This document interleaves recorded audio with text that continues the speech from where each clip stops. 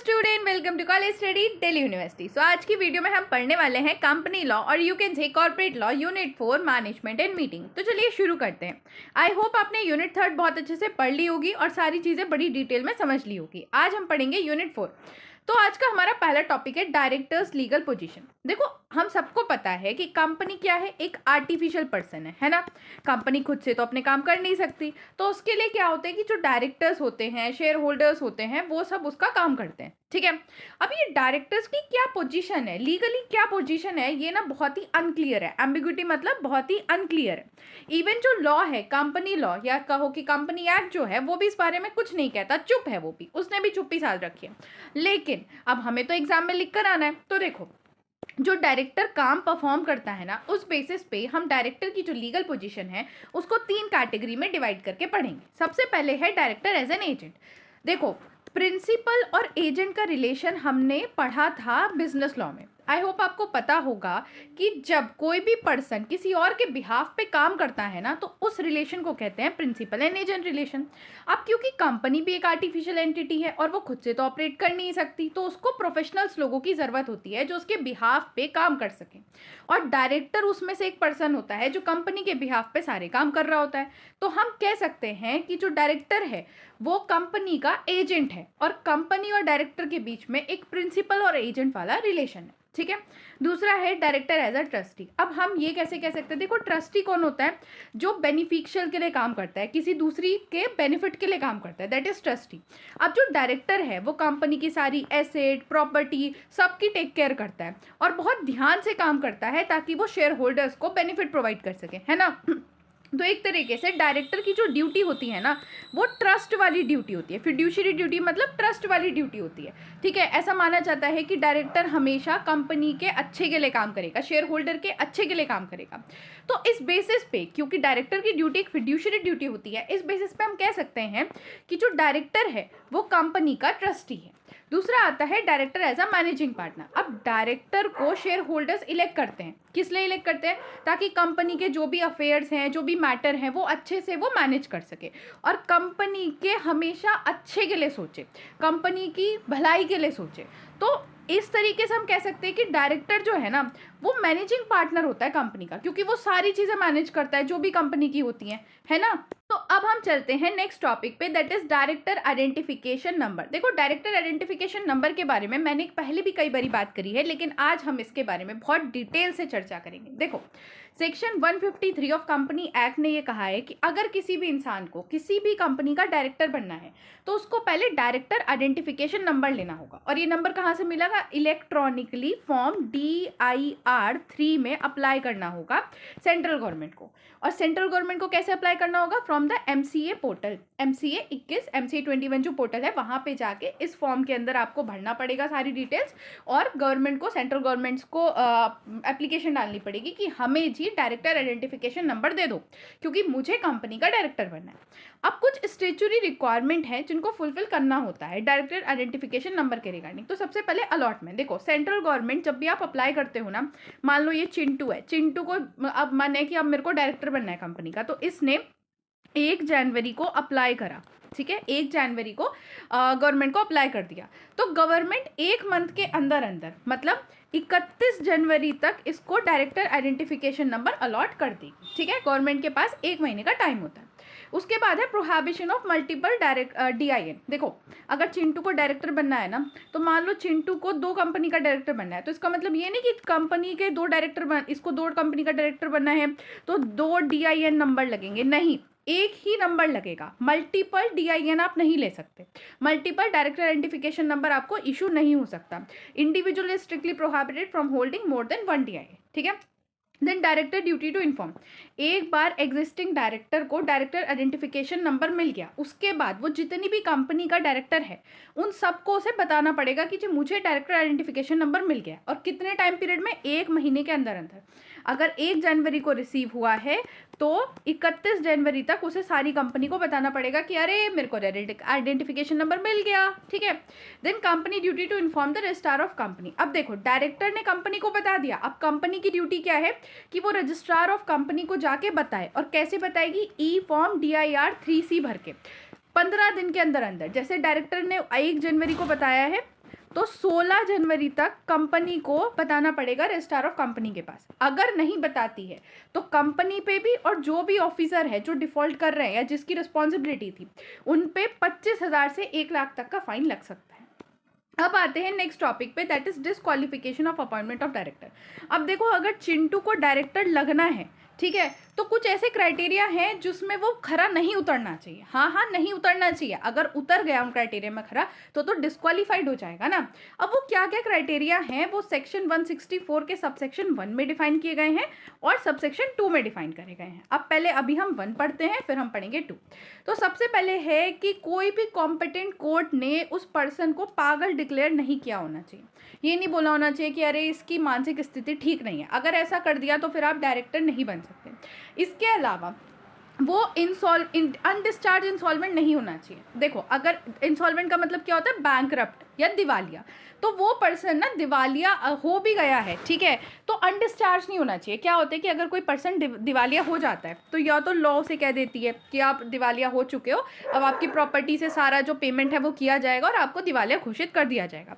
या फिर वो पर्सन खुद से अप्लाई कर देता है कि जी मैं तो दिवालिया हो चुका हूँ, मुझे इंसॉल्वेंट आप डिक्लेयर कर दो। तो दोनों ही केस में मान लो उसने जाके कहा है कोर्ट से कि मेरे को इंसॉल्वेंट डिक्लेयर कर दो, बट अभी तक उसकी एप्लीकेशन पेंडिंग है, या फिर कोर्ट ने ही बोल दिया कि तुम दिवालिया हो गए हो लेकिन अभी तक पूरा काम तमाम नहीं हुआ है, सारी चीज़ें समाप्त नहीं हुई है, वो उसी सिचुएशन में अभी है, तो उस केस में भी वो डायरेक्टर अपॉइंट नहीं कर सकते। इसके अलावा अगर किसी पर्सन को कोर्ट ने 6 महीने या 6 महीने से ज़्यादा की सज़ा सुनाई है, इम्प्रिजमेंट ऑफ एटलीस्ट 6 ईयर, और सज़ा सुनाने के बाद या सज़ा काटने के बाद 5 महीने अभी नहीं बीते हैं। मान लो ये चिंटू है, चिंटू ने कुछ बड़ा कांड कर दिया था गाइस, ठीक है, चिंटू कांड करता रहता है, तो उसको 6 महीने की सज़ा सुनाई गई थी। अब 6 महीने की सज़ा ख़त्म हुई है 1 जनवरी 2026 में, ठीक है, तो अभी 5 साल तो नहीं बीते। तो जब तक 5 साल नहीं बीत जाते, जब तक 2031 नहीं आ जाता, तब तक चिंटू किसी भी कंपनी का डायरेक्टर नहीं बन सकता। और मान लो अगर चिंटू ने कोई बड़ा काम कर दिया, बहुत बड़ा कांड कर दिया, ठीक है, और उसे 7 साल या उससे ज़्यादा की सज़ा हो गई, फिर तो चिंटू किसी कंपनी का डायरेक्टर बन ही नहीं सकता। बहुत खेद है मुझे, बट चिंटू वो डायरेक्टर अब नहीं बन सकता क्योंकि उसने बहुत बड़ा कांड किया, ठीक है। इसके अलावा अगर कोर्ट ने या फिर किसी भी ट्रिब्यूनल ने ये कह दिया है कि भाई आप डायरेक्टर बनने के लिए डिस्क्वालीफाई हो, तो फिर आप डिस्क्वालीफाई हो, सिंपल, ठीक है। इसके अलावा अगर किसी भी शेयर पे कॉल मनी देना था, मान लो चिंटू के पास, मिंटू ले लो, चिंटू बहुत हो गया, मिंटू ले लो, ठीक है, ये मिंटू है गाइस, मिंटू है ये। तो मिंटू के पास ना कंपनी के शेयर्स थे और कंपनी ने कॉल मनी बोला कि भाई ठीक है, आपने शेयर्स है तो आप इन शेयर्स पे 5 रुपये का कॉल मनी पे कर दो, ठीक है। बट कॉल मनी पे नहीं करा मिंटू ने, और लास्ट डेट जो थी ना पेमेंट करने की, उसे बीते हुए 6 महीने हो चुके हैं, तो उस केस में अब मिंटू डायरेक्टर नहीं बन सकता। इसके अलावा अगर वो किसी भी फ्रॉड में, किसी भी ट्रांजैक्शन के फ्रॉड में, रिलेटेड पार्टी ट्रांजैक्शन के फ्रॉड में उसे गिल्टी पाया गया है और गिल्टी पाने के 5 साल अभी नहीं बीते हैं, तो उसको डायरेक्टर नहीं बना सकते। अब इसको ऐसे समझ लो कि मिंटू था, मिंटू ने कोई फ्रॉड कर दिया था। कौन सा फ्रॉड किया था? रिलेटेड पार्टी ट्रांजैक्शन का फ्रॉड कर दिया था, और फ्रॉड उसने किया था 2025 में, तो अभी 5 साल हुए नहीं है उस फ्रॉड को पूरा बीते हुए, तो अब डायरेक्टर नहीं बन सकता। कब बनेगा? 2030 के बाद, ठीक है। इसके अलावा अगर डायरेक्टर आइडेंटिफिकेशन नंबर की कोई भी प्रोविजन थी जिसको फॉलो करना था बट नहीं फॉलो किया गया, तो इस केस में भी आप डायरेक्टर नहीं बन सकते। अब आ जाता है सब सेक्शन 2। देखो, अगर कोई भी इंडिविजुअल किसी ऐसी कंपनी का करंटली या फिर पहले कभी था डायरेक्टर रह चुका है या करंटली डायरेक्टर है, कैसी कंपनी का? ऐसी कंपनी जिसने अपना फाइनेंशियल स्टेटमेंट या एनुअल रिटर्न नहीं फाइल किया लगातार 3 साल तक, या फिर कोई ऐसी कंपनी जिसने ना डिपॉजिट ले रखा था, पैसे ले रखे थे बट वो वापस नहीं करे, डिबेंचर्स थे उनका रीपेमेंट करना था, डिबेंचर्स जो मैच्योर हो गए उन्हें वापस करना था, पेमेंट ही नहीं करा, पैसे ही नहीं दिए, या फिर डिपॉजिट पे या डिबेंचर्स पे इंटरेस्ट था और 1 साल तक इंटरेस्ट ही नहीं दिया, या फिर डिविडेंड डिक्लेयर तो कर दिया था कि हाँ हम पैसे देंगे, हम डिविडेंड देंगे, बट डिविडेंड पे ही नहीं किया, और इस बात को बीते हुए 1 साल हो गया। तो अगर ऐसी किसी कंपनी के आप डायरेक्टर हो तो फिर आप डायरेक्टर नहीं बन सकते किसी और कंपनी के, ठीक है। अब आ जाते हैं नेक्स्ट टॉपिक पे, that is classification of the director. तो इस क्लासिफिकेशन ऑफ डायरेक्टर में हमारा पहला आता है कैजुअल वैकेंसी। अभी कैजुअल वैकेंसी क्या होती है? देखो, कैजुअल वैकेंसी तब होती है जब कोई एक अच्छा खासा इंसान होता है, ठीक है, और वो डायरेक्टर बना घूम रहा होता है, बट अचानक से कुछ हो जाए, अचानक से जैसे डेथ हो जाए या अचानक से उसे लगे कि अरे नहीं मुझे डायरेक्टर नहीं बनना, मुझे रिज़ाइन करना है, और वो रिज़ाइन करते, तो उस केस में कैजुअल वैकेंसी हो जाती है। और फिर बोर्ड ऑफ डायरेक्टर के पास पावर है कि वो इस कैजुअल वैकेंसी को फुलफिल करे। कैसे? रिसोल्यूशन पास कर देते हैं, जैसे कि कंपनी के आर्टिकल में लिखा होता है, वो सारी चीज़ें करके रिसोल्यूशन पास हो जाती है और ये डायरेक्टर बना दिया जाता है किसी एक पर्सन को।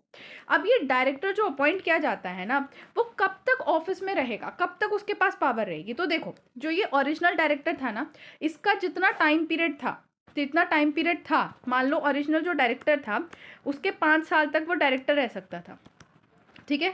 4 साल वो ऑलरेडी डायरेक्टर रह चुका है, तो बचा कितना? 1 साल बचा है। तो अब ये जो कैजुअल डायरेक्टर आएगा ना, जिसने कैजुअल वैकेंसी फुलफिल करी है, वो बस 1 साल तक डायरेक्टर रहेगा।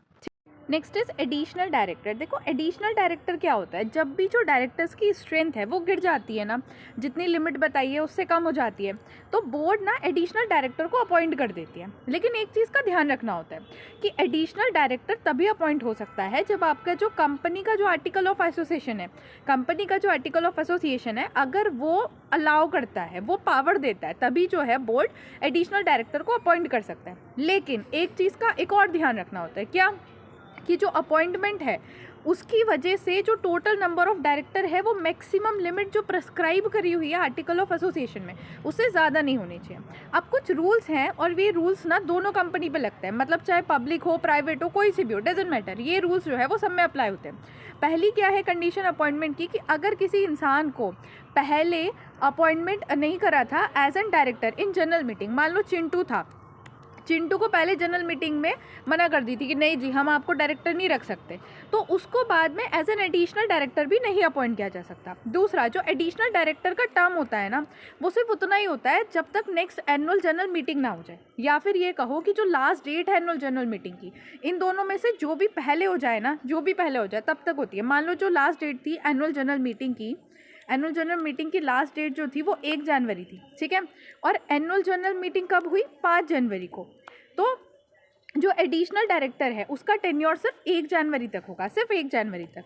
लेकिन अगर इसकी जगह जो एनुअल जनरल मीटिंग है वो 1 जनवरी को हो गई हो, ठीक है, और एनुअल जनरल मीटिंग की जो टाइमलाइन थी वो कितनी थी कि मैक्सिमम डेट कब तक थी? लास्ट डेट जो थी एनुअल जनरल मीटिंग की वो थी 15 जनवरी, ठीक है। तो फिर जो एडिशनल डायरेक्टर है उसका जो टेन्योर होगा वो 1 जनवरी तक ही होगा। और एक चीज़ और, भले ही जो कंपनी है वो एनुअल जनरल मीटिंग करे ही ना, जो शेड्यूल डेट थी, मान लो सबको बोला गया कि 1 जनवरी को एनुअल जनरल मीटिंग हो जाएगी, बट एनुअल जनरल मीटिंग हुई नहीं, तो भले ही शेड्यूल डेट पर एनुअल जनरल मीटिंग नहीं हो, फिर भी जो एडिशनल डायरेक्टर है उसको 1 जनवरी को ही अपना ऑफिस वैकेंट करना होगा। अब चलते हैं नेक्स्ट डायरेक्टर पे, दैट इज अल्टरनेटिव डायरेक्टर। अब देखो, ये जो अल्टरनेटिव डायरेक्टर है ना, ये तब अपॉइंट करा जाता है जब ओरिजिनल डायरेक्टर अब्सेंट होता है, और जनरली तब जब ओरिजिनल डायरेक्टर 3 महीने से ज़्यादा इंडिया में होता ही नहीं है। 3 महीने से ज़्यादा के पीरियड पे ओरिजिनल डायरेक्टर अगर इंडिया में नहीं है तो उस केस में अल्टरनेटिव डायरेक्टर को अपॉइंट कर दिया जाता है। लेकिन अल्टरनेटिव डायरेक्टर को अपॉइंट करते टाइम कुछ बातें दिमाग में रखनी ज़रूरी है। क्या क्या? टेन्योर। देखो, जो अल्टरनेटिव डायरेक्टर है ना, उसका टेन्योर कब तक होगा? जब तक ओरिजिनल डायरेक्टर का टेन्योर था, या फिर जब तक ओरिजिनल डायरेक्टर वापस नहीं आ सकता था, ठीक है। इसके अलावा अगर कोई इंसान ऑलरेडी अल्टरनेटिव डायरेक्टर है किसी और कंपनी का, या फिर इसी कंपनी में कोई और डायरेक्टर है, मतलब अल्टरनेटिव डायरेक्टर नहीं और जो इतने टाइप के मैंने डायरेक्टर पढ़ाए हैं उनमें से कोई डायरेक्टर है, तो उस केस में भी वो अल्टरनेटिव डायरेक्टर नहीं बन सकता। इसके अलावा अगर पर्सन को अल्टरनेटिव डायरेक्टर अपॉइंट किया जा रहा है किसके प्लेस में? इंडिपेंडेंट डायरेक्टर के प्लेस में, तो जितनी भी क्वालिफिकेशन रिक्वायरमेंट इंडिपेंडेंट डायरेक्टर की है, जो कि सेक्शन 149 सबसेक्शन 6 में डिफाइन करी गई है बाय द कंपनी एक्ट 2013, वो भी फुलफिल होनी चाहिए। नेक्स्ट है वुमेन डायरेक्टर। देखो, कंपनी एक्ट ने क्या कहा है कि जितनी भी लिस्टेड कंपनी है और सर्टेन पब्लिक कंपनी जो है, उनको लीगली ज़रूरी है कि वो कम से कम एक वुमेन डायरेक्टर को अपने बोर्ड में ज़रूर रखें, ताकि वुमेन रिप्रेजेंटेशन रहे, ठीक है। अब ये मैंने बोला कि सर्टेन प्रिस्क्राइब्ड पब्लिक कंपनी, अब ये सर्टेन प्रिस्क्राइब्ड पब्लिक कंपनी कौन सी है? वो कंपनी जिनकी पेड अप कैपिटल 100 करोड़ है या उससे ज़्यादा है, या फिर उनका जो टर्नओवर है वो 300 करोड़ या उससे ज़्यादा है। इसके अलावा अगर कोई नई कंपनी बनी है, मतलब अभी अभी कोई कंपनी बनी है, तो 6 महीने के अंदर अंदर उसको वुमेन डायरेक्टर अपनी अपॉइंट करनी पड़ेगी, 6 महीने के अंदर अंदर। इसके अलावा जो सेबी है सेबी ने भी ये मैंडेट कर दिया है कि जो टॉप 500 कंपनी है या फिर टॉप 1000 जो लिस्टेड कंपनी है बेस्ड ऑन मार्केट कैपिटलाइजेशन, उनके बोर्ड में कम से कम एक women as an independent director होनी ही चाहिए। So next type of director is independent director. अब ये इंडिपेंडेंट डायरेक्टर क्या होते हैं, तो देखो, इंडिपेंडेंट डायरेक्टर इसलिए लाए गए ताकि गुड कॉर्पोरेट गवर्नेंस रहे। इंडिपेंडेंट डायरेक्टर वो डायरेक्टर होता है जो कि ना तो मैनेजिंग डायरेक्टर हो, ना होल टाइम डायरेक्टर हो, ना नॉमिनी डायरेक्टर हो, मतलब इंडिपेंडेंट हो, उसका कोई रिलेशन ही ना हो कंपनी के इंटरनल मैटर से रिलेटेड। इंटरनल मैटर मतलब कंपनी के प्रॉफिट में उसे ज़्यादा कुछ इंटरेस्ट ना हो, कुछ इंटरेस्ट ना हो प्रॉफिट से रिलेटेड, ताकि वो इन्वेस्टर्स, जो बाहर के इन्वेस्टर्स हैं जिन्होंने कंपनी में इन्वेस्ट कर रखा है, उनके बारे में सोच सके। अब कुछ बातें जो दिमाग में रखनी है वो ये है कि जितनी भी लिस्टेड कंपनी है उनके टोटल डायरेक्टर में से एटलीस्ट 1/3 डायरेक्टर इंडिपेंडेंट होने ही चाहिए। इसके अलावा इंडिपेंडेंट डायरेक्टर कब तक रह सकते हैं, तो देखो, 5 साल तक कंटिन्यूसली एक पर्सन इंडिपेंडेंट डायरेक्टर रह सकता है और ऐसे वो 2 टेन्योर कर सकता है। इसका मतलब क्या है कि टोटल टेन्योर जो कंटिन्यूसली वो रह सकता है 10 साल तक एक person as an independent director एक कंपनी को सर्व कर सकता है। 10 साल होने के बाद, मतलब 2 कॉन्जिक्यूटिव टर्म होने के बाद, बल्कि एक कॉन्जिक्यूटिव टर्म कितना है 5 साल का, तो 2 कॉन्जिक्यूटिव टर्म कितने हो गए 10 साल के, तो 10 साल के बाद 3 साल का होता है कूलिंग पीरियड। अब इस कूलिंग पीरियड में इंडिपेंडेंट डायरेक्टर का कोई भी एसोसिएशन नहीं होना चाहिए कंपनी के साथ, किसी भी कैपेसिटी में, किसी भी मतलब किसी भी कैपेसिटी में, ठीक है। अगर 3 साल का कूलिंग पीरियड वो पूरा कर लेता है देन उसके बाद उसको रीअपॉइंट किया जा सकता है। रुमिनेशन, देखो, ताकि कॉन्फ्लिक्ट ऑफ इंटरेस्ट ना हो इसलिए कंप्लीटली रिस्ट्रिक्शन लगा दिए गए हैं कि इंडिपेंडेंट डायरेक्टर को कोई भी फिक्स रुमिनेशन नहीं दी जाएगी, ना ही कोई स्टॉक ऑप्शन दिया जाएगा। सिर्फ उसको सिटिंग फी दी जाएगी और उसकी जो एक्सपेंसेस है, मीटिंग अटेंड करने में जो आने जाने में उसका खर्चा हो रहा है, वो सब पे करा जाएगा, है ना, और प्रॉफिट रिलेटेड कमीशन दिया जाएगा। देन डिक्लेरेशन, देखो, एक जो इंडिपेंडेंट डायरेक्टर है उसको हर साल की जो पहली बोर्ड मीटिंग होती है, हर साल के जो फाइनेंशियल ईयर की पहली बोर्ड मीटिंग होती है, उसमें अपनी डिक्लेरेशन देनी होती है। और डिक्लेरेशन में क्या बताना होता है कि yes, I am N independent director, मेरा कोई ऐसा कनेक्शन नहीं है कंपनी के साथ, मैं इंडिपेंडेंट हूँ, ठीक है। अगर उसका स्टेटस चेंज हो गया, मान लो ये चिंटू है, ये 3 साल तक इंडिपेंडेंट डायरेक्टर था, फिर उसके बाद ये इंडिपेंडेंट नहीं रहा, इसका एसोसिएशन हो गया कंपनी से, तो ये अगले साल के फाइनेंशियल ईयर में डिक्लेरेशन देगा कि नहीं, मैं इंडिपेंडेंट डायरेक्टर नहीं हूँ। तो जो भी सिचुएशन है वो आपको एक्सप्लेन करनी पड़ती है, ठीक है।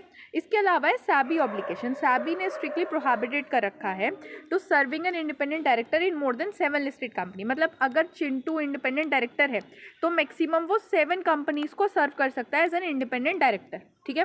अगर डायरेक्टर किसी भी कंपनी में होल टाइम डायरेक्टर है, किसी भी लिस्टेड कंपनी में, सो सिर्फ 3 कंपनी को वो सर्व कर सकता है, ठीक है। अब आते हैं नेक्स्ट पे, that is small share holder director. देखो, स्मॉल शेयर होल्डर डायरेक्टर को समझने से पहले हमें ये समझना ज़रूरी है कि स्मॉल शेयर होल्डर क्या होते हैं। स्मॉल शेयर होल्डर वो लोग होते हैं जिनके पास जो शेयर्स है ना कंपनी के, उनकी नॉमिनल वैल्यू 20,000 से कम होती है, 20,000 से ज़्यादा नहीं होती। तो इन स्मॉल शेयर होल्डर्स के इंटरेस्ट को रिप्रेजेंट करने के लिए कंपनी में, वरना भाई ये इतने कम शेयर है इनके पास, इनके बारे में तो कोई सोचेगा ही नहीं, तो जो मेजॉरिटी शेयर होल्डर्स है वो इन पर डोमिनेट कर लेंगे। तो इसलिए कंपनी एक्ट ने इनके इंटरेस्ट को रिप्रेजेंट करने के लिए स्मॉल शेयर होल्डर को रखा है, स्मॉल शेयर होल्डर्स डायरेक्टर को रखा है। अब इसका अपॉइंटमेंट कैसे होता है, तो देखो, स्मॉल शेयर होल्डर डायरेक्टर को अपॉइंट करते हैं स्मॉल शेयर होल्डर्स ही, बोथ इक्विटी और प्रीफरेंस वाले, ठीक है। इसको अपॉइंट किया जाता है या तो स्यू मोटो से बाय द कंपनी, मतलब कंपनी खुद से अपॉइंट कर देती है, या फिर रिटर्न एप्लीकेशन देनी पड़ती है by the 1/10 of the small share holder, या फिर 1000 स्मॉल शेयर होल्डर, इसमें से जो भी कम होंगे उनको मिला के टोटल को एप्लीकेशन देनी पड़ती है। एप्लीकेशन सबमिट होनी चाहिए मीटिंग से 14 दिन पहले, और उसके बाद ही फिर क्या होता है, स्मॉल शेयर होल्डर डायरेक्टर को अपॉइंट किया जाता है। अब इसके टेन्योर पे और चीज़ों पे ना कुछ रिस्ट्रिक्शन है। अब ये रिस्ट्रिक्शंस क्या है, तो देखो, जो टेन्योर है स्मॉल शेयर होल्डर डायरेक्टर का वो 3 साल प्रिस्क्राइब करा गया है, इससे ज़्यादा नहीं हो सकता, ठीक है। They can act like other director, दूसरा डायरेक्टर की तरह काम कर सकते हैं, लेकिन होल टाइम डायरेक्टर की तरह काम नहीं कर सकते और मैनेज नहीं कर सकते कंपनी को, ठीक है। इसके अलावा स्मॉल शेयर होल्डर डायरेक्टर जो है वो 2 कंपनी में एक साथ स्मॉल शेयर होल्डर डायरेक्टर की तरह काम नहीं कर सकता, एक ही कंपनी में करेगा। So the next topic is appointment of director. देखो, अब जो डायरेक्टर का अपॉइंटमेंट है ना वो बहुत तरीके से डिफर करता है। और किस तरीके से डिफर करता है कि कौन से डायरेक्टर को अपॉइंट करने की बात हो रही है, या कंपनी कौन से स्टेज में है जब डायरेक्टर को अपॉइंट करने की बात हो रही है। सबसे पहला आता है फर्स्ट डायरेक्टर। देखो, फर्स्ट डायरेक्टर ना कंपनी के जो सब्सक्राइबर होते हैं ना मेमोरेंडम ऑफ एसोसिएशन के, वो अपॉइंट करते हैं। मान लो ये चिंटू है, ये मिंटू है और ये चिंटी है। तो ये तीनों जो थे ना वो सब्सक्राइबर थे, मोमेंटम ऑफ एसोसिएशन पे सबसे पहले इन तीनों ने साइन करे थे। तो ये तीनों जो है ना वो फर्स्ट डायरेक्टर को अपॉइंट करेंगे। अब अगर मान लो इन तीनों ने फर्स्ट डायरेक्टर को अपॉइंट नहीं करा, तो फिर कंपनी का जो आर्टिकल ऑफ एसोसिएशन है वो बताएगा कि किस तरीके से फर्स्ट डायरेक्टर को अपॉइंट करा जाएगा। बट अगर इन तीनों ने भी अपॉइंट नहीं करा और आर्टिकल ऑफ एसोसिएशन में भी कुछ नहीं लिखा, तो उस केस में इन तीनों को ही फर्स्ट डायरेक्टर माना जाएगा, इन तीनों को फर्स्ट डायरेक्टर माना जाएगा। देन आता है सब्सिक्वेंट डायरेक्टर। देखो, members appoint the subsequent director during the general meeting. जो कंपनी की एनुअल जनरल मीटिंग होती है ना, वहाँ पे जो मेंबर्स होते हैं वो अपॉइंट करते हैं बाद के डायरेक्टर को। ठीक है, डायरेक्टर अपॉइंट होने के लिए जो पर्सन है उसके पास डायरेक्टर आइडेंटिफिकेशन नंबर होना चाहिए, ये मैंडेटरी है। और एक बार कोई person as a director appoint हो गया ना, तो उसको डिक्लेरेशन देनी पड़ती है कि वो नॉन डिस्क्वालिफिकेशन नहीं है। मतलब मैंने आपको बताया था कि क्या क्या क्राइटेरिया है जहाँ पे जो डायरेक्टर है वो खरा नहीं उतरना चाहिए, वरना वो डिस्क्वालीफाई हो जाता है एज एन डायरेक्टर। ठीक है, तो उसे ही देना पड़ता है कि वो सारे क्राइटेरिया में से मैं किसी क्राइटेरिया में नहीं आ रहा हूँ, तो मतलब मैं डायरेक्टर बन सकता हूँ।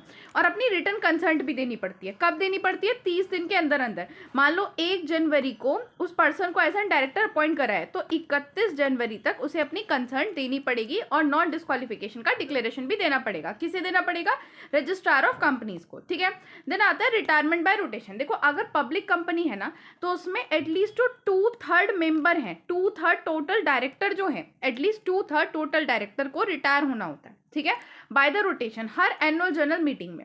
अब इन 2/3 डायरेक्टर को काउंट करते हुए ना, हम इंडिपेंडेंट डायरेक्टर को, स्मॉल शेयर होल्डर डायरेक्टर्स को नहीं काउंट करते। मतलब इनके अलावा जो बाकी डायरेक्टर है उसमें से हम 2/3 डायरेक्टर काउंट करते हैं। अब इन 2/3 डायरेक्टर में से भी जो 1/3 है ना, उनको एक्चुअल में रिटायर होना पड़ता है at the annual general meeting. अब आता है appointment by the board of director. देखो, मैंने आपको कुछ डायरेक्टर्स बताए थे जो बोर्ड ऑफ डायरेक्टर भी अपॉइंट कर सकते हैं। कौन कौन से? जैसे कैजुअल वैकेंसी फिल करनी है, एडिशनल डायरेक्टर अपॉइंट करना है, या फिर अल्टरनेट डायरेक्टर अपॉइंट करना है। इसके अलावा जो थर्ड पार्टी है ना, वो भी डायरेक्टर अपॉइंट कर सकती है अगर आर्टिकल ऑफ एसोसिएशन कंपनी का अलाउ करता है तो। अब ये थर्ड पार्टी कौन है? मान लो ये है चिंटू। ठीक है, ये है मिस्टर चिंटू। अब चिंटू ने XYZ कंपनी लिमिटेड को, XYZ लिमिटेड को दिया था लोन। ठीक है, लोन दिया था, या फिर ये कह लो कि इसके डिबेंचर्स ले रखे हैं इसने, तो डिबेंचर्स में भी ये लोन ही देता, पैसे ही तो देते हैं ना। अब चिंटू को ये डर है कि कहीं ऐसा ना हो कि कल के दिन तो कंपनी बैंकरप्ट हो जाए। तो चिंटू ने देखा कि क्या कंपनी का जो आर्टिकल ऑफ एसोसिएशन है वो उसको अलाउ कर रहा है अपना डायरेक्टर अपॉइंट करने के लिए। अगर कर रहा है तो चिंटू फटाफट एक पर्सन को एज एन डायरेक्टर वहां पे अपॉइंट कर देगा। और ये डायरेक्टर ना नॉन रोटेशनल डायरेक्टर होगा। मतलब मैंने जो अभी क्राइटेरिया बताया था ना कि 2/3 डायरेक्टर जो है वो रिटायर होते हैं हर एनुअल जनरल मीटिंग में, ऐसा सब कुछ इसके साथ नहीं होगा। ये परमानेंटली वहां पे डायरेक्टर की तरह काम करेगा और ये चिंटू का ध्यान रखेगा कि भाई कंपनी कहीं बैंकरप्ट ना हो जाए, चिंटू के पैसे वापस मिल जाए। नेक्स्ट आता है स्पेसिफिक कैटेगरी ऑफ डायरेक्टर। देखो, अगर एक्ट ने मैंडेटरी कर दिया है कुछ डायरेक्टर्स को अपॉइंट करना, तो कंपनी को उन्हें अपॉइंट करना पड़ेगा। जैसे कि रेजिडेंट डायरेक्टर। रेजिडेंट कौन होता है? रेजिडेंट डायरेक्टर वो होता है जो इंडिया में एटलीस्ट 182 डेज रुका हो। इसके अलावा वुमेन डायरेक्टर्स, इंडिपेंडेंट डायरेक्टर या फिर स्मॉल शेयर होल्डर्स डायरेक्टर। अब चलते हैं नेक्स्ट टॉपिक पे, that is removal of director. अब मैंने आपको ये तो बता दिया कि डायरेक्टर को अपॉइंट कैसे करते हैं, लेकिन अब अपॉइंट करा है तो रिमूव भी तो कर सकते हैं ना।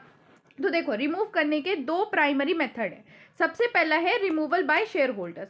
जो शेयर होल्डर्स होते हैं वो एक्चुअल ओनर होते हैं कंपनी के, ये बात तो आपको पता होगी। तो उनके पास पावर होती है कि वो डायरेक्टर को रिमूव कर सके उनका टर्म एक्सपायर होने से पहले। मतलब भले ही ये चिंटू है और ये डायरेक्टर है और ये 5 साल में रिटायर होना था, लेकिन शेयर होल्डर चाहें तो इसे आज ही रिटायर कर सकते हैं। अब उसका ना प्रॉपर एक प्रोसीजर होता है। ऐसा नहीं कि उठा के चिंटू को बोल दिया आज से आप रिटायर हो, नहीं, एक पूरा प्रोसीजर होगा। क्या प्रोसीजर है? कि शेयर होल्डर को स्पेशल नोटिस देना पड़ता है 14 दिन पहले मीटिंग से, और उस नोटिस में ये क्लियर करना होता है कि उनकी इंटेंशन है डायरेक्टर को रिमूव करने की। ठीक है, रिमूव करने के लिए एक ऑर्डिनरी रिसोल्यूशन पास करना होता है और डायरेक्टर रिमूव हो जाता है। लेकिन ध्यान रखो, जिस भी डायरेक्टर को रिमूव करने की बात हो रही है ना, मान लो चिंटू है, चिंटू को रिमूव करने की बात हो रही है एज एन डायरेक्टर, तो चिंटू को पूरा मौका दिया जाएगा अपनी बात कहने का। मतलब चिंटू की सुनवाई भी होगी। ठीक है। अब ये ऐसा भी हो सकता है कि चिंटू को बिल्कुल बुलाया जाए, सामने सुनवाई हो, या इसके अलावा ये जो नोटिस दिया है ये चिंटू के पास भी जाएगा, तो चिंटू रिटर्न में अपना पूरा लिख सकता है कि भाई मैंने कुछ गलत नहीं किया है, मेरे खिलाफ साजिश हो रही है, मुझे रिमूव नहीं करना चाहिए, मैंने कुछ करा ही नहीं है, ये सब। और अगर ये रिटर्न में कुछ भी लिख के देगा तो वो सारे मेंबर्स में सर्कुलेट होगा, ताकि मीटिंग में आने से पहले ही उन्हें पता हो कि बेचारा चिंटू बहुत दुखी है, उसने कुछ नहीं करा, उस पर गलत इल्जाम लगाए जा रहे हैं। अब देखो ना, इसमें एक एक्सेप्शन है। एक्सेप्शन क्या है कि शेयर होल्डर्स उन डायरेक्टर को नहीं हटा सकते जिन्हें ट्रिब्यूनल ने अपॉइंट करा है, या फिर जिनको प्रिंसिपल ऑफ प्रपोर्शन रिप्रेजेंटेशन के बेसिस पर अपॉइंट किया गया है। अब इसका मतलब क्या है कि मान लो अगर कोई small share holders director appoint किया गया है, ठीक है, तो उसको ना ये जो शेयर होल्डर्स है ये नहीं हटा सकते। अगर स्मॉल शेयर होल्डर डायरेक्टर है तो उसको रिमूव नहीं किया जा सकता। दूसरा मेथड है रिमूव बाय द ट्रिब्यूनल। देखो, ट्रिब्यूनल जो है वो एक रेगुलेटरी अथॉरिटी की तरह काम करती है। मैंने आपको यूनिट 1 में ही पढ़ा दिया था। तो उसके पास पावर है कि वो डायरेक्टर को रिमूव कर सके, लेकिन किस किस बेसिस पर रिमूव कर सकती है? अगर कोई मिसमैनेजमेंट हुआ है, मिसकंडक्ट हुआ है, मिसबिहेविंग हुई है एथिकल स्टैंडर्ड के खिलाफ, ठीक है, और अगर ट्रिब्यूनल रिमूव करती है किसी भी इंडिविजुअल को फ्रॉम अ डायरेक्टरशिप, तो वो पर्सन रीअपॉइंट नहीं किया जा सकता एज अ मैनेजर पोजीशन 5 साल तक। ये चीज़ आपको ध्यान रखनी है। अब आ जाते हैं नेक्स्ट टॉपिक पे, that is power of director. तो देखो, जो आर्टिकल ऑफ एसोसिएशन है ना, कंपनी का जो आर्टिकल ऑफ एसोसिएशन है वो डायरेक्टर को सारी पावर देता है, वो सारी पावर जिससे वो कंपनी के हित में कार्य कर सके। तो कंपनी एक्ट ने ये कहा है कि डायरेक्टर के पास ना पूरी अथॉरिटी है कि वो कंपनी की सारी एक्टिविटी कर सकता है, और जो शेयर होल्डर हैं वो भी उसकी पावर में इंटरफेयर नहीं कर सकते। लेकिन कब तक? जब तक जो डायरेक्टर है वो कंपनी के हित के लिए काम कर रहा है और अपनी अथॉरिटी के स्कोप में ही काम कर रहा है। बट कब शेयर होल्डर इंटरफेयर कर सकते हैं? कुछ स्पेसिफिक सिचुएशन में। कौन कौन सी? Modified interest. इसका मतलब क्या है कि डायरेक्टर ना अपने खुद के फायदे के लिए काम करने लगे इंस्टेड ऑफ कंपनी के, ठीक है। इसके अलावा जो बोर्ड है वो इनकॉम्पिटेंट हो, एक्ट ही ना कर पाए, मतलब उनके पास इतनी समझ ही ना हो, शक्ति ही ना हो, या उस केसेस में, या फिर डेडलॉक हो जाए। डेडलॉक वो सिचुएशन है जहां पे डायरेक्टर्स कोई भी डिसीजन नहीं ले पाते। अब इससे ये भी हो सकता है कि डायरेक्टर ले नहीं पा रहे हैं या लेने के इच्छुक नहीं है, तो उस सिचुएशन में भी शेयर होल्डर्स आ जाते हैं। इसके अलावा कुछ स्टैट्यूटरी पावर भी दी गई है डायरेक्टर को, और वो कैसे वो एक्सरसाइज कर सकते हैं? तो इनको एक्सरसाइज करने के लिए उन्हें रिसोल्यूशन पास करना पड़ता है बोर्ड मीटिंग में। अब क्या क्या पावर है कि वो शेयर्स पे कॉल मनी मांग सकते हैं, शेयर्स और डिबेंचर इशू कर सकते हैं, फंड बोरो कर सकते हैं, फाइनेंशियल स्टेटमेंट को अप्रूव कर सकते हैं, बोर्ड डायरेक्टर की रिपोर्ट को अप्रूव कर सकते हैं, बिजनेस जो है कंपनी का उसे डिवर्सिफाई कर सकते हैं, मर्जर, अमलगेशन, रिकंस्ट्रक्शन जैसी सारी चीज़ें कर सकते हैं। और इसके अलावा भी कुछ और पावर्स है जो मैंने यहाँ पे लिख दिया, आप इन्हें पढ़ सकते हो। अब आता है ड्यूटी ऑफ डायरेक्टर। देखो, पावर तो मिल गई डायरेक्टर को, लेकिन कुछ ड्यूटी भी तो होगी ना, तो उन ड्यूटीज को थोड़ा डिटेल में समझते हैं। सो पहली ड्यूटी क्या है? एक्ट पर द आर्टिकल ऑफ एसोसिएशन। मतलब कंपनी का जो आर्टिकल ऑफ एसोसिएशन है ना, उसके अकॉर्डिंग ही डायरेक्टर को काम करना है। खुद से आगे बढ़ के कुछ ऐसी चीजें नहीं करते घूमना है, जो भी आर्टिकल ऑफ एसोसिएशन में लिखा है वही फॉलो करनी है। एक्ट इन गुड फेथ, मतलब कंपनी की भलाई के लिए काम करो, हमेशा कंपनी के बारे में सबसे पहले सोचो। इसके अलावा एक्सरसाइज केयर एंड कॉम्पिटेंसी, मतलब अपनी ड्यूटी ना पूरी अपनी शिद्दत के साथ परफॉर्म करो, सोच समझ के, जितना आप दिमाग लगा सकते हो उतने दिमाग के साथ, और एक्स्ट्रा केयर के साथ, ताकि जो ऑर्गेनाइजेशन है, जो कंपनी है, उसका वास्तव और उसका जो फ्यूचर है वो सिक्योर रहे। इसके अलावा prohibit the conflict of interest, ऐसी किसी सिचुएशन में ना फंसे जहां पे जो उसका पर्सनल इंटरेस्ट है और कंपनी का जो फायदा है वो आमने सामने आ जाए, मतलब ऐसी कोई सिचुएशन ना हो, ठीक है, ऐसी सिचुएशन से हटना चाहिए। इसके अलावा एक्सरसाइज अनबाइस्ड जजमेंट, मतलब अपना डिसीजन कभी भी बाइस्ड ना हो और अपने किसी पर्सनल गेन से इन्फ्लुएंस ना हो। मतलब जैसे कि मान लो ये चिंटू है डायरेक्टर, ठीक है। अब चिंटू को ये पता है कि कल के दिन को कंपनी को 15 दिन बाद कंपनी को एक लैंड खरीदनी है, और कंपनी को उस लैंड की बहुत ज़्यादा ज़रूरत है। अब चिंटू डायरेक्टर है, चिंटू को तो ये बात पता है, तो चिंटू ने क्या किया, जाके वो लैंड अभी परचेस कर ली सस्ते में, बहुत ही सस्ते में अभी वो लैंड परचेस कर ली, और बाद में क्या किया, कंपनी को वही लैंड 15 दिन बाद बहुत महंगे में बेच दी। तो यहाँ पे क्या किया है चिंटू ने? गलत फायदा उठाया अपनी पावर का, है ना। उसका जो डिसीजन था ये वो बाइस्ड डिसीजन था, अपने पर्सनल इंटरेस्ट से इन्फ्लुएंस होकर उठाया। इसके अलावा अवॉइड द अनड्यू एडवांटेज, मतलब कोई भी गलत एडवांटेज ना ले, कंपनी की अपनी पोजीशन की कोई भी गलत एडवांटेज ना ले। अब यहाँ पे फिर से एग्जांपल देखो, चिंटू था, चिंटू का दोस्त है मिंटू, ठीक है, चिंटू का दोस्त है मिंटू, मिंटू को दूसरे कलर से बनाते हैं ताकि आपको पता चले कि ये है मिंटू। अब चिंटू मिंटू बहुत अच्छे दोस्त हैं, तो चिंटू को क्या करना था कि अपने ऑफिस में कुछ कंस्ट्रक्शन कराना था, कोई कंस्ट्रक्शन था, ठीक है। कंस्ट्रक्शन के लिए क्या है, कोटेशन आए, अलग अलग जो बिल्डर्स थे उन्होंने कोटेशन भेजी चिंटू को कि हम इतने पैसे में बना सकते हैं, हम इतने पैसे में बना सकते हैं। बट चिंटू ने क्या कहा कि मिंटू भाई एक काम करते हैं, ये काम आपको दे देते हैं, भले ही आप जो है कंपनी को 2 लाख रुपए ज़्यादा चार्ज कर देना, कोई दिक्कत नहीं है मुझे, मेरा बस 50,000 का कमीशन आप दे देना और ये कॉन्ट्रैक्ट मैं आपको दे देता हूँ। तो यहाँ पे क्या है, उसने अपनी पोजीशन की गलत एडवांटेज उठाई है, तो ऐसा कुछ नहीं होना चाहिए। तो अब हमारा नेक्स्ट टॉपिक है की मैनेजर पर्सोनल। ठीक है, तो कंपनी एक्ट ने एक नया कॉन्सेप्ट लेके आया था, दैट इज की मैनेजर पर्सोनल। ये उन लोगों को बुलाने के लिए था जो लोग डे टू डे ऑपरेशन जो होता है ना कंपनी के, जो रोजमर्रा के कार्य होते हैं वो करते हैं। ठीक है, अब की मैनेजर पर्सोनल में कौन कौन आते हैं, तो सबसे पहले तो सीईओ, मैनेजिंग डायरेक्टर और मैनेजर। मैनेजिंग डायरेक्टर और मैनेजर क्या है, या तो आप मैनेजिंग डायरेक्टर को अपॉइंट कर सकते हो या फिर आप मैनेजर को अपॉइंट कर सकते हो। इसके अलावा company secretary, whole time director, chief financial officer या फिर कोई और होल टाइम ऑफिसर हो। ठीक है, अब रोल एंड रिस्ट्रिक्शन क्या है की मैनेजर पर्सोनल। तो देखो पहला है मैनेजिंग डायरेक्टर वर्सेस मैनेजर। देखो मैनेजिंग डायरेक्टर ना एक डायरेक्टर होता है, सबसे पहले याद रखना मैनेजिंग डायरेक्टर हमेशा डायरेक्टर होगा और उसको पावर दी जाती है बाय द बोर्ड कि वो जो है काम करे, पावर दी जाती है कि वो काम करे, कंपनी को संभाले, मैनेज करे, और ये बोर्ड के डायरेक्ट कंट्रोल और सुपरविजन में काम करता है। जो मैनेजर होता है ना वो एक इंडिविजुअल होता है, वो डायरेक्टर नहीं होता, ध्यान रखना, मैनेजर डायरेक्टर नहीं है, मैनेजिंग डायरेक्टर डायरेक्टर है। ठीक है, और उसके पास पावर होती है कि वो जो पूरी कंपनी के अफेयर्स हैं उनको मैनेज करे। और कंपनी ने ये कहा है कि या तो आप मैनेजिंग डायरेक्टर अपॉइंट कर सकते हो या फिर मैनेजर अपॉइंट कर सकते हो, आप साइमल्टेनियसली दोनों को अपॉइंट नहीं कर सकते।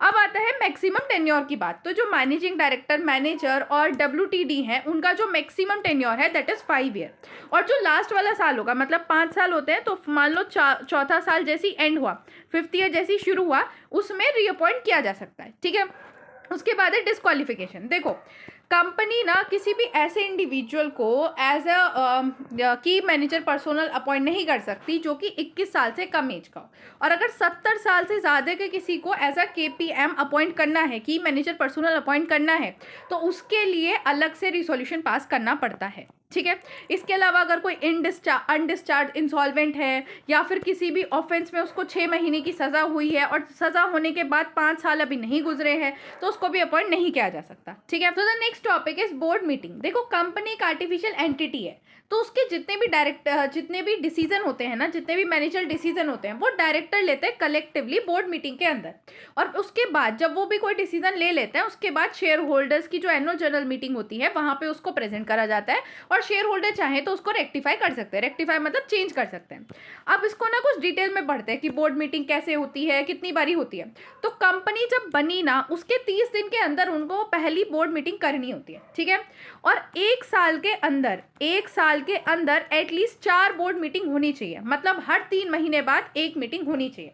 ठीक है, और director must given a written notice of at least 7 day, मतलब जैसे बोर्ड मीटिंग जो है ना वो 1 जनवरी को है, तो 1 जनवरी के 7 दिन पहले जितने भी डायरेक्टर्स हैं उनको रिटर्न में नोटिस चला जाना चाहिए उनके इंडिया के रजिस्टर्ड एड्रेस पे, और जिस ऑफिसर की ये ड्यूटी है ना कि उसे नोटिस देना है, अगर वो ये नहीं दे पाता तो उसको पेनल्टी लगती है 25,000 तक की। अब आता है कोरम रिक्वायरमेंट, मतलब कितने लोग होने चाहिए वहाँ पे मीटिंग में, कैसे होने चाहिए, कितने ऑनलाइन होने चाहिए, ऑफलाइन होने चाहिए, वो सब हम इसमें पढ़ेंगे। तो देखो एक जो वैलिड बोर्ड मीटिंग होती है ना उसमें जितने भी डायरेक्टर हैं उनकी टोटल स्ट्रेंथ का 1/3 मेंबर प्रेजेंट होने चाहिए, या फिर एटलीस्ट 2 डायरेक्टर तो होने चाहिए। तो देखो इसको आप ऐसे समझ सकते हो कि मान लो 15 डायरेक्टर हैं, ठीक है, 15 डायरेक्टर का 1/3 या फिर 2 डायरेक्टर, तो कितने हैं, 5 या फिर 2, इन दोनों में से जो भी हायर, कितना मतलब 5 हायर, तो एटलीस्ट 5 डायरेक्टर होने ही चाहिए। ठीक है, अगर नंबर ऑफ इंटरेस्टेड डायरेक्टर की संख्या 1/3 जो टोटल स्ट्रेंथ है उसके 1/3 से ज़्यादा या 1/3 हो जाती है। अब ये इंटरेस्टेड डायरेक्टर कौन है, मान लो कोई ऐसा मैटर है जहाँ पे जो डायरेक्टर है उसका पर्सनल इंटरेस्ट आ रहा है, उसका पर्सनल कोई फ़ायदा हो रहा है, पर्सनल इंटरेस्ट आ रहा है, और ऐसे डायरेक्टर की संख्या टोटल डायरेक्टर के 1/3 से ज़्यादा हो जाती है या 1/3 हो जाती है, तो उस केस में बाकी के जितने बचे डायरेक्टर है ना वो सब कोरम में आएंगे, और एटलीस्ट 2 डायरेक्टर तो होने ही चाहिए। ऐसा नहीं कि जो टोटल डायरेक्टर थे वो कितने थे, वो 15 थे और 15 में से क्या कि 14 डायरेक्टर का पर्सनल इंटरेस्ट हो गया है ना, तो उस केस में कितना, एक डायरेक्टर बचा? नहीं, ऐसा नहीं होना चाहिए, एटलीस्ट 2 डायरेक्टर तो होने ही चाहिए, ठीक है। इसके अलावा अगर किसी सिचुएशन की वजह से मीटिंग नहीं हो पाती, क्यों? क्योंकि कोरम नहीं आई या मेंबर्स देर से पहुंचे, तो उस केस में क्या होगा कि मीटिंग ना अगले डेट पे शिफ्ट हो जाएगी। अगली डेट कौन सी? मान लो आज ट्यूसडे है और ट्यूसडे को मीटिंग होनी थी, अब ट्यूसडे को मीटिंग नहीं हुई, तो अगले वीक का जो ट्यूसडे होगा, अगले वीक का जो ट्यूसडे होगा उस दिन मीटिंग शिफ्ट हो जाएगी, सेम प्लेस पे, सेम जगह पे, सेम टाइम पे, अगले वीक के। बट मान लो अगले वीक जो ट्यूसडे पड़ा उस दिन छुट्टी हो गई, पब्लिक हॉलीडे हो गई, तो फिर वेडनेसडे को शिफ्ट हो जाएगी, एक दिन आगे शिफ्ट हो जाएगी। अब आते हैं मीटिंग वर्सेस वीडियो कॉन्फ्रेंसिंग। देखो, टेक्नोलॉजी के साथ बराबरी करने के लिए डायरेक्टर्स को परमिशन दी गई है कि वो बोर्ड मीटिंग को वीडियो कॉन्फ्रेंसिंग या कोई और ऑडियो विजुअल मीन से भी ज्वाइन कर सकते हैं। अब ऑडियो विजुअल मीन से अगर कोई ज्वाइन करता है तो आपको पता ही है, आपने तो ऑनलाइन क्लासेस ली है ना, ऑनलाइन क्लासेस में क्या होता है, कोई भी पर्सन ज्वाइन कर लेता है, गाने बजाने लगता है, परेशान करने लगता है टीचर्स को, ऐसे ही तो होता है ना। तो ऐसा बोर्ड मीटिंग में ना हो, इसकी जिम्मेदारी चेयरपर्सन और कंपनी सेक्रेटरी की है कि कोई भी अनऑथराइज्ड पर्सन जो है वो बोर्ड मीटिंग में ना आ सके। प्रोहिबिटेड मैटर्स, देखो कुछ मैटर्स ऐसे हैं, कुछ क्रिटिकल मैटर्स हैं, तो उनको ना वीडियो कॉन्फ्रेंसिंग की तरह नहीं डील किया जा सकता। अब कौन कौन से मैटर हैं? जैसे एनुअल फाइनेंशियल स्टेटमेंट का, board report, prospectus, audit committee meeting for consideration of account and matter related to amalgamation, merger या टेक ओवर, इनको कभी भी वीडियो कॉन्फ्रेंसिंग के थ्रू नहीं किया जा सकता। तो देखो, अगर कोई अर्जेंट डिसीजन है तो उस केस में बोर्ड जो है रिसोल्यूशन को ऐसे सारे मेंबर्स में सर्कुलेट करके भी जो रिसोल्यूशन है वो पास कर सकता है, instead of physical meeting hold करने से। वो क्या करेगा, एक रिसोल्यूशन को ड्राफ्ट करेगा, नेसेसरी पेपर सारे लेगा और सारे डायरेक्टर्स को, जितने भी डायरेक्टर्स हैं उनके पास सर्कुलेट कर देगा, उनके पास भेज देगा और मेजॉरिटी ऑफ डायरेक्टर से अप्रूव करा लेगा। लेकिन इसमें भी एक पंगा है। क्या पंगा है कि मान लो जो टोटल डायरेक्टर थे, टोटल डायरेक्टर कितने थे? 15, उसमें से जो 1/3 डायरेक्टर है, मतलब 5, उन डायरेक्टर ने ये कहा कि नहीं, ये जो मैटर है ये बहुत ही इंपॉर्टेंट है और इसको हम ऐसे रिसोल्यूशन सर्कुलेट करके नहीं पास कर सकते, हमें फिजिकली मिलना ज़रूरी है। तो उस केस में जो सर्कुलर रिसोल्यूशन है वो पास नहीं हो सकता, ये बात ध्यान रखना। अब चलते हैं नेक्स्ट टॉपिक पे, that is share holder meeting. तो देखो, शेयर होल्डर मीटिंग एक बहुत ही ज़रूरी प्लेटफॉर्म या फॉरम होती है जहाँ पे जो मेंबर हैं वो एक साथ आते हैं, वो कंपनी की प्रोग्रेस को रिव्यू करते हैं, बड़े बड़े डिसीजन लेते हैं और अपनी वोटिंग पावर को इस्तेमाल करते हैं। अब शेयर होल्डर्स की जो मीटिंग है ना, उसको 2 पार्ट में डिवाइड किया गया है, एक तो है एनुअल जनरल मीटिंग और दूसरी है एक्स्ट्रा ऑर्डिनरी जनरल मीटिंग। तो अब हम डिटेल में इन दोनों को पढ़ेंगे। सबसे पहले पढ़ेंगे एनुअल जनरल मीटिंग को। तो देखो, एनुअल जनरल मीटिंग हर साल होनी चाहिए, एक एनुअल जनरल मीटिंग हर साल होती है और ये स्टेचुरी नेसेसिटी है, मतलब कि लॉ ने रिक्वायर करा है कि एटलीस्ट एक एनुअल जनरल मीटिंग जरूर होनी चाहिए, ठीक है। अब इसकी टाइमलाइन क्या है? तो देखो, जब कंपनी बनी, जब पहली बार कंपनी बनी, तो कंपनी बनने के 18 महीने के अंदर अंदर एनुअल जनरल मीटिंग हो जानी चाहिए, ठीक है। उसके बाद हर साल एनुअल जनरल मीटिंग होती है और 2 एनुअल जनरल मीटिंग के बीच में 15 महीने से ज़्यादा का टाइम नहीं होना चाहिए। जो रजिस्ट्रार ऑफ कंपनी है ना, वो एनुअल जनरल मीटिंग का टाइम जो है वो 3 महीने बढ़ा सकता है स्पेशल रीज़न के लिए, लेकिन ये जो एक्सटेंशन है ना वो पहली एनुअल जनरल मीटिंग पे नहीं लगती। देन आता है नोटिस एंड लॉजिस्टिक। देखो, जो बोर्ड ऑफ डायरेक्टर है ना वो प्रॉपर अथॉरिटी होते हैं कि वो कन्वे करे कि जी एनुअल जनरल मीटिंग इस दिन आनी है। तो उन्हें क्या करना है, जितने भी मेंबर्स हैं, जितने भी शेयर होल्डर्स मेंबर्स हैं जो भी जनरल मीटिंग में आएंगे, उन सबको नोटिस देना पड़ता है 21 दिन पहले, एटलीस्ट 21 दिन पहले क्लियर नोटिस देना पड़ता है और एनुअल जनरल मीटिंग बुलानी पड़ती है। एनुअल जनरल मीटिंग हमेशा बिजनेस आवर्स में बुलानी होती है, that is 9 AM to 6 PM, और किसी ऐसे दिन आप नहीं बुला सकते जिस दिन नेशनल हॉलीडे हो। और कहाँ बुला सकते हो? जहाँ कंपनी का रजिस्टर्ड ऑफिस है, या तो रजिस्टर्ड ऑफिस में बुलाओ या उसी सेम शहर में, टाउन में या विलेज में बुलाओ। इसके अलावा एनुअल जनरल मीटिंग में ऑर्डिनरी बिजनेस डिसीजन लिए जाते हैं, जैसे कि consideration of financial account, auditor director की report, declaration of dividend and many more, जो मैंने यहाँ पे मेंशन किया। अब ट्रिब्यूनल इंटरवेंशन और पेनल्टी, अगर कंपनी अपनी एनुअल जनरल मीटिंग नहीं बुलाती तो उस केस में जो ट्रिब्यूनल है ना, on the application of any member, कोई भी मेंबर जो है वो जाके ट्रिब्यूनल को एप्लीकेशन दे सकता है कि देखो एनुअल जनरल मीटिंग नहीं बुलाई गई है, बहुत टाइम हो गया है। उसके नोटिस पे जो ट्रिब्यूनल है वो एनुअल जनरल मीटिंग बुला सकती है, ठीक है। वो बोल देगी कि भाई देखो नोटिस मेरे को रिसीव हुआ है, मुझे पता चला है तुमने एनुअल जनरल मीटिंग नहीं बुलाई है, तो फटाफट एनुअल जनरल मीटिंग बुला लो। और जिस कंपनी ने डिफ़ॉल्ट करा है, मतलब जिस कंपनी ने एनुअल जनरल मीटिंग नहीं बुलाई है और जो लोग थे जिन्हें बुलानी थी एनुअल जनरल मीटिंग, उन सारे ऑफिसर्स को पनिश किया जाएगा। कितना? 1 लाख तक का फाइन लग सकता है, 5,000 हर दिन फाइन लगेगा जब तक ये डिफ़ॉल्ट कंटिन्यू रहेगा। देन आ जाता है एक्स्ट्रा ऑर्डिनरी जनरल मीटिंग। देखो, any general meeting that is not annual general meeting is called a extraordinary general meeting। मतलब देखो, एनुअल जनरल मीटिंग के अलावा अगर कोई भी मीटिंग बुलाई जा रही है शेयर होल्डर्स की, that is extra ordinary general meeting. Generally ये अर्जेंट केस या स्पेशल बिजनेसेस के लिए बुलाई जाती है, जिनको हम नेक्स्ट एनुअल जनरल मीटिंग तक पोस्टपोन नहीं कर सकते। अब सेक्शन 100 बताता है कि कौन कौन सी पार्टी है जो एक्स्ट्रा ऑर्डिनरी जनरल मीटिंग को बुला सकती। तो सबसे पहले बोर्ड ऑफ डायरेक्टर। अगर डायरेक्टर को लगता है कि कोई ऐसा मैटर है जिसके लिए हम अगली एनुअल जनरल मीटिंग तक नहीं रुक सकते, तो वो एक्स्ट्रा ऑर्डिनरी जनरल मीटिंग को बुला सकती है, ठीक है। उसके अलावा बोर्ड ऑन रिक्वेजिशन, मतलब मान लो ये चिंटू है, ठीक है। चिंटू के पास जो कंपनी की total paid up share capital है ना, उसका 1/10 पोर्शन है ना, 1/10 पोर्शन है और वोटिंग राइट है, 1/10 पोर्शन है वोटिंग राइट के साथ, ठीक है। तो ये क्या कर सकता है कि ये बोर्ड को रिक्वेस्ट कर सकता है कि आप एनुअल जनरल मीटिंग बुलाओ। या फिर चिंटू के पास जो वोटिंग पावर है ना, पेड अप शेयर कैपिटल नहीं है लेकिन जो वोटिंग पावर है उसी का 1/10 हिस्सा है, तो भी ये बोर्ड को रिक्वेस्ट कर सकता है कि आप एक्स्ट्रा ऑर्डिनरी जनरल मीटिंग बुलाओ, EGM बुलाओ, ठीक है। अब बोर्ड को क्या करना है कि जिस दिन उसे रिक्वेस्ट मिली उसके 21 दिन के अंदर अंदर उसको मीटिंग बुलानी पड़ेगी और 45 दिन के अंदर अंदर मीटिंग कंडक्ट भी करानी पड़ेगी। देन आता है रिक्वेजेशन देमसेल्फ। मतलब मान लो अगर बोर्ड ने चिंटू के कहने पे मीटिंग नहीं करवाई, 45 दिन बीत चुके हैं, तो जिस दिन उसने रिक्वेस्ट करी उसके 3 महीने तक वो खुद EGM को बुला सकता है।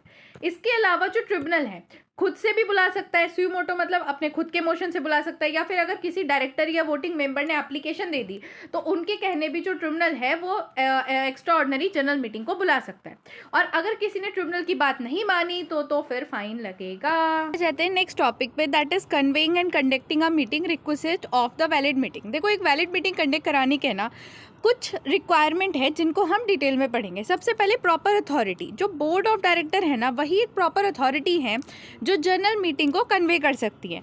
तो उन्हें ही रिसोल्यूशन पास करना होता है बोर्ड मीटिंग के अंदर कि कब जनरल मीटिंग होनी है, और नोटिस देना होता है। अगर बोर्ड मीटिंग बुलाने में फेल हो जाती है तो उस केस में जो ट्रिब्यूनल है उसके पास भी पावर होती है कि वो बोर्ड मीटिंग को, मतलब जो एनुअल जनरल मीटिंग है या फिर जो एक्स्ट्रा ऑर्डिनरी जनरल मीटिंग है उसको कन्वे कर सके, ठीक है। देन आता है नोटिस ऑफ मीटिंग।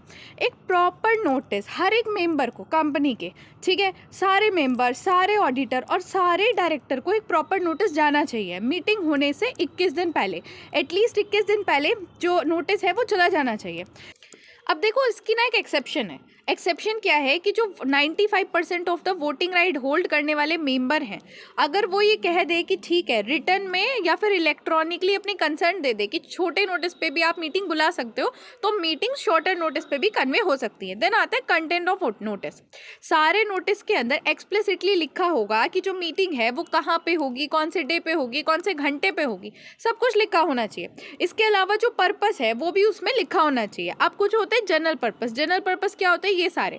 इसके अलावा होता है स्पेशल पर्पस। स्पेशल पर्पस जो जनरल मीटिंग के अंदर इन सबको छोड़ के अगर कोई भी मैटर डिस्कस हो रहा है तो दैट इज स्पेशल बिजनेस, वो स्पेशल बिजनेस होता है। और ध्यान रखो कि एक्स्ट्रा ऑर्डिनरी जनरल मीटिंग में तो जो भी डिस्कस हो रहा है दैट इज स्पेशल बिजनेस। अब आ जाता है कोरम। तो कोरम का मतलब क्या होता है कि मिनिमम मेंबर कितने होने चाहिए, कितने पर्सनली प्रेजेंट होने चाहिए ताकि जो मीटिंग है उसको वैलिड मीटिंग कहा जाए। तो प्राइवेट कंपनी के केस में एटलीस्ट 2 मेंबर पर्सनली प्रेजेंट होने चाहिए, और पब्लिक के केस में ना अलग अलग क्राइटेरिया। क्या क्राइटेरिया है कि अगर जो टोटल नंबर ऑफ मेंबर 1000 है तो 5 मेंबर प्रेजेंट होने चाहिए पर्सनली। अगर 1000 से 5000 है तो 15 मेंबर पर्सनली प्रेजेंट होने चाहिए, और अगर 5000 से ज़्यादा है तो 30 मेंबर पर्सनली प्रेजेंट होने चाहिए।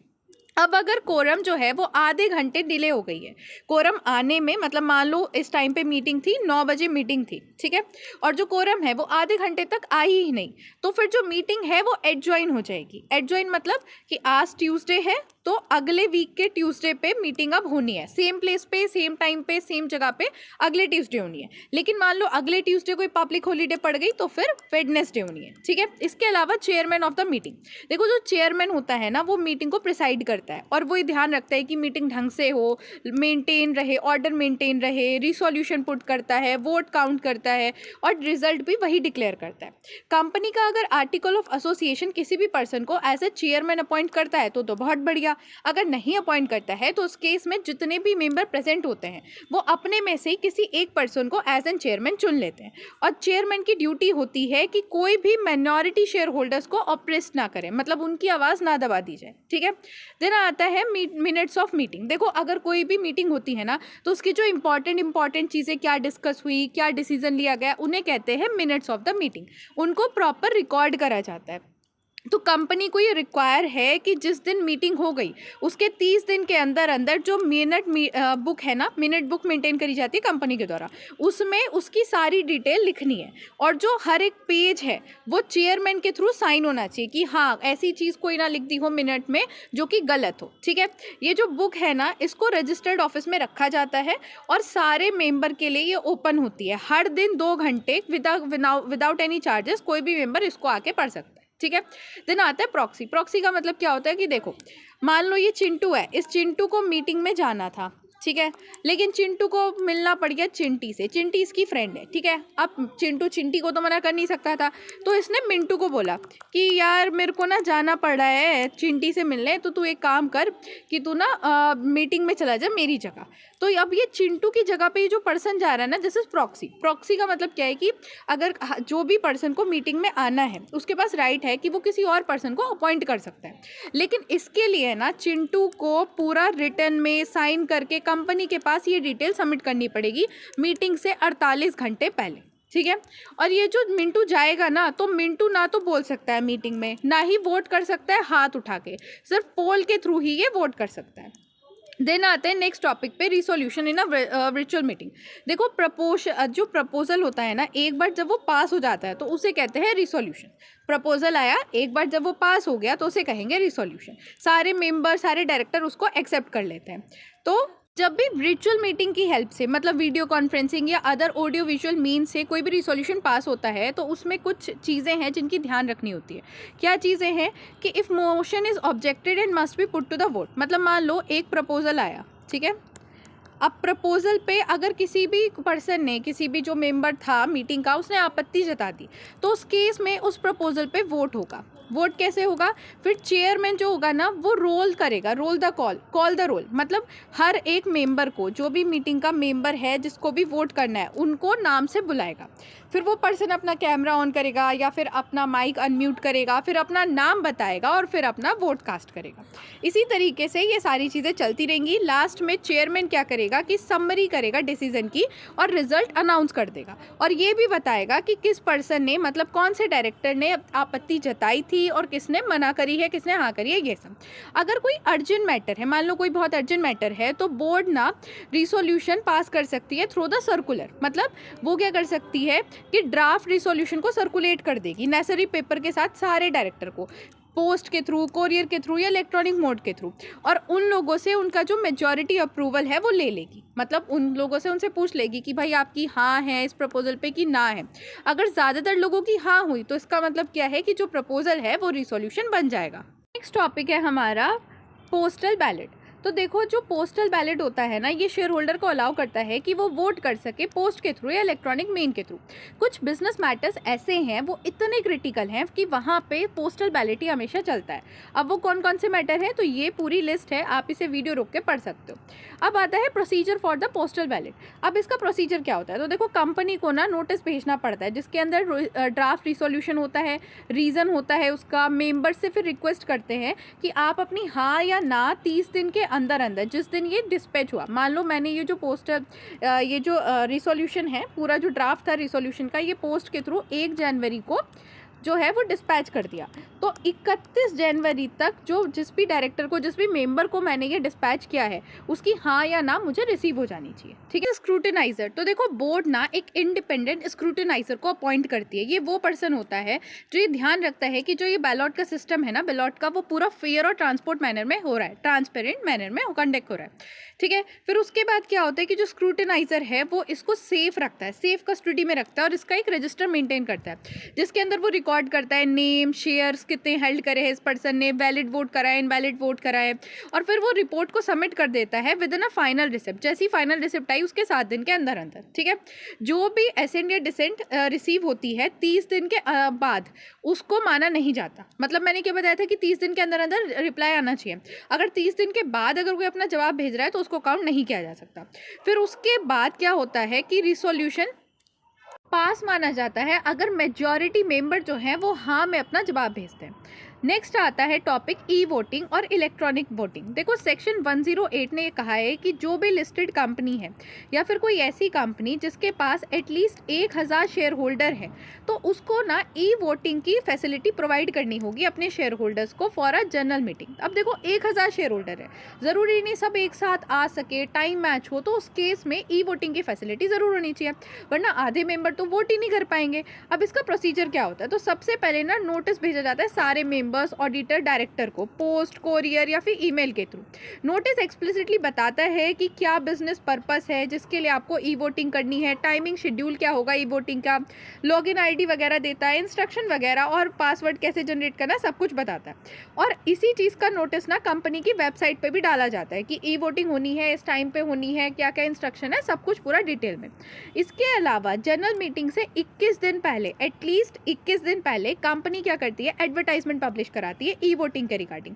कहाँ पे? अपनी वेबसाइट पे भी डालती है। इसके साथ साथ जो इंग्लिश या फिर जो वर्निकुलर न्यूज़पेपर है, मान लो अगर वो यूपी में पब्लिश करा रही है, यूपी में कोई कंपनी है तो इंग्लिश में कराएगी, और यूपी की लैंग्वेज क्या है? हिंदी। ठीक है।